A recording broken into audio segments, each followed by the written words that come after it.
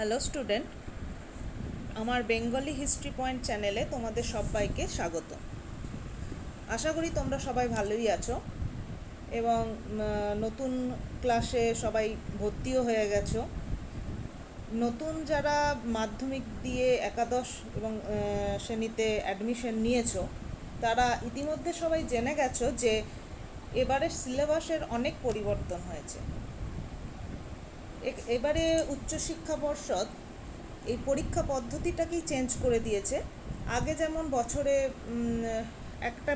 দুটো পরীক্ষা হতো, যেমন 11-এর পরীক্ষার কোনো গুরুত্ব ছিল না, একটা ফাইনাল পরীক্ষা হয়ে যেত, তারপর 12-এর পরীক্ষা হতো, এই ব্যাপারটা ছিল। কিন্তু এখন সেমিস্টার পদ্ধতি হয়ে গেছে।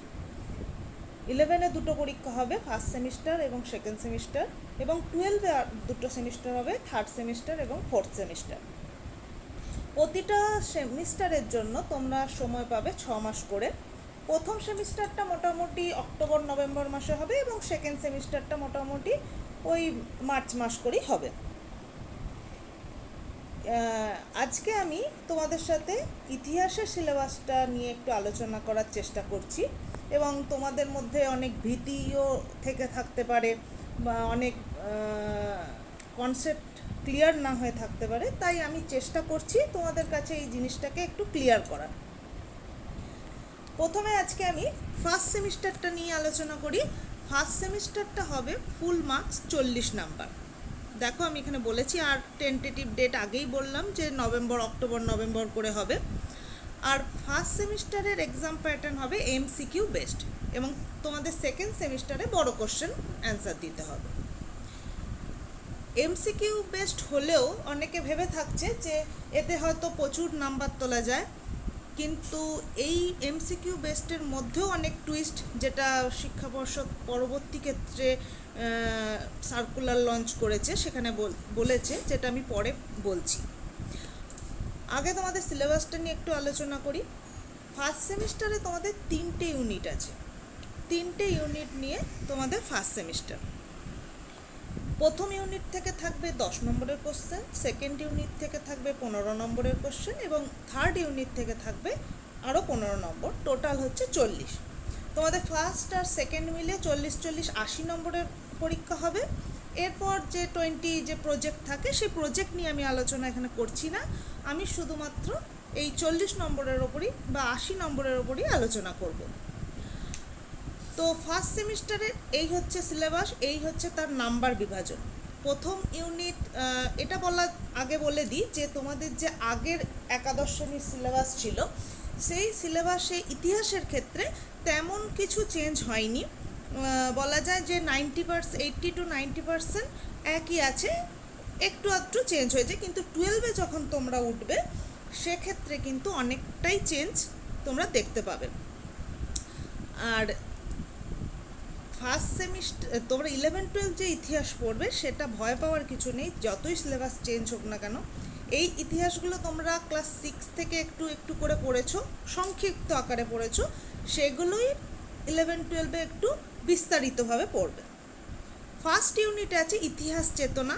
ইতিহাস চেতনার মধ্যে তোমাদেরকে কি পড়তে হবে, যেমন যুগ বিভাজন পড়তে হবে, আদি উপাদান, যেটা সোর্স অ্যান্ড তাদের নেচার, যেটা ইতিহাসের যে সোর্স বা নেচার, কোথা থেকে কি হচ্ছে, কোন ঐতিহাসিক কি বলেছে, এই জিনিসটা পড়তে হবে। যুগ বিভাজন পড়তে হবে, এবং ইতিহাস রচনায় যে ইন্দো পারসিক ঐতিহ্যের একটা গুরুত্ব আছে, সেটাও তোমাদেরকে জানতে হবে। এটা আগের সিলেবাসও ছিল, এই সিলেবাসও আছে। আর ইতিহাসের কাল চেতনা, ইতিহাস মানেই সালের ব্যাপার, সময়পঞ্জির ব্যাপার। তোমরা আগেও দেখেছো যে পড়েছ যে কোন কোন যুদ্ধ কোন সালে হয়েছে, কোন রাজার আমল কোন সালে, কোন সাম্রাজ্য কোন সালে। তাই এই যে সময়পঞ্জিটাকে অনেক ঐতিহাসিক নানাভাবে ভাগ করেছে। যেমন ইংরেজ ঐতিহাসিকরা ভারতীয় ইতিহাসকে অনেক সময়পঞ্জি দিয়ে ভাগ করেছে।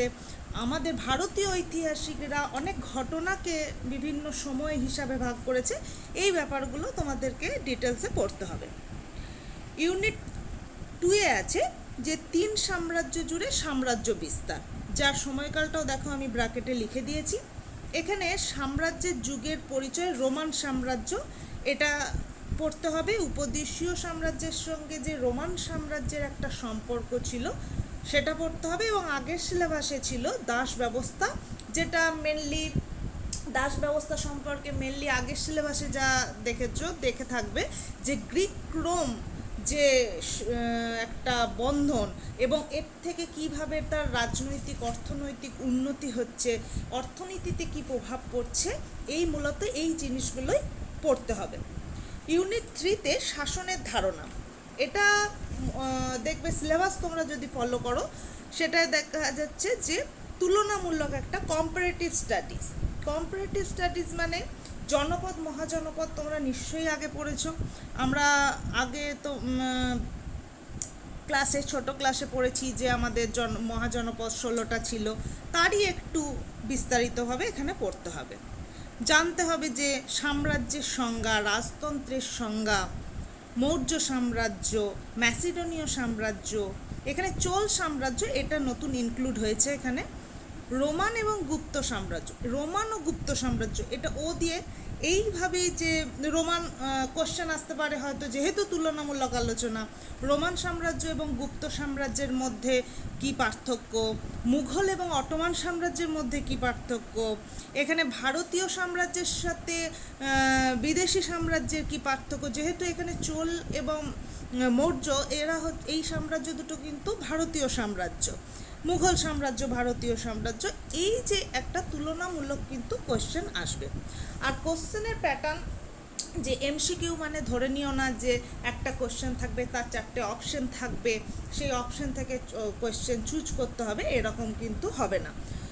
তোমার ধরো আমি 10টা কোশ্চেন ধরে চলি, তো 10টা কোশ্চেনের মধ্যে 50% কোশ্চেন কিন্তু 5টা কোশ্চেন তোমার সোজা হবে, 3টে কোশ্চেন একটু মডারেট হবে এবং আর যে 2টো কোশ্চেন সেটা কিন্তু হার্ড হবে, এটা কিন্তু বলা হয়েছে। তাই ভেবো না যে আমি কিছু চলতি এমসিকিউ করে নেবো, অপশন থাকবে অপশন দেখে অ্যান্সার হয়ে যাবে, এরকম ভাবার কোনো কথা নেই। প্রতিটা কনসেপ্টকে ক্লিয়ার করতে হবে, প্রতিটা জিনিসকে ডিটেলসে পড়তে হবে। এক্ষেত্রে কী ধরনের কোশ্চেন থাকবে, এমসিকিউ থাকবে যেমন 4টে অপশন দিয়ে থাকো সেরকম থাকবে, শূন্যস্থান পূরণ থাকবে, ঠিক ভুল থাকবে এবং কলাম এ কলমের সাথে বি কলমের ম্যাচিং এইগুলো থাকবে, এই ধরনের কোশ্চেন মোটামুটি থাকবে। এইটা গেল ফার্স্ট সেমিস্টারের সিলেবাস এবং তার কেমন ধরনের এমসিকিউ বেসড কোশ্চেন হবে সেই সম্পর্কে আলোচনা করলাম। তোমাদের যদি ভালো লাগে তাহলে সেক্ষেত্রে সেকেন্ড সেমিস্টারের কোশ্চেন নিয়ে আলোচনা করব এবং পরবর্তীতে আমি ফার্স্ট সেমিস্টারের ওপর ভিডিও দেওয়ার চেষ্টা করব। তোমরা নিচে কমেন্ট করে জানিও তোমরা এতে উপকৃত হবে কি না, বা আমি পরবর্তী ভিডিও এইভাবে দেব কি না, বা আমি ফার্স্ট সেমিস্টারের ওপর মানে কোনো ক্লাস শুরু করব কি না, সেটা তোমরা কমেন্টে অবশ্যই জানিও। আজকে এখানেই রাখলাম, নেক্সট সেমিস্টারের সিলেবাস নিয়ে আমি পরবর্তী ভিডিও আসছি।